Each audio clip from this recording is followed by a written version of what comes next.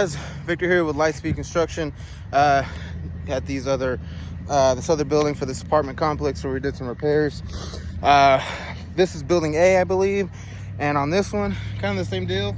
We replaced the ridge vent. You can see brand new, way better ventilation. Got the shingles over the top. We caulked up all the boots, all the nails. Serviced the vents here, just kind of stopping the rust. So we did some Rust-Oleum on there. You can see here on this pipe boot, looks like we did have to replace this shingle right at the bottom of the boot, and this one as well, just to make sure everything was correct.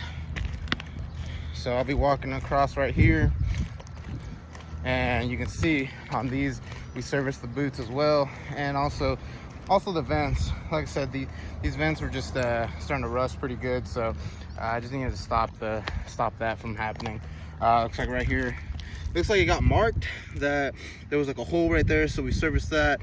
Make sure to seal that up. Overall, the repairs look good. Everything looks complete.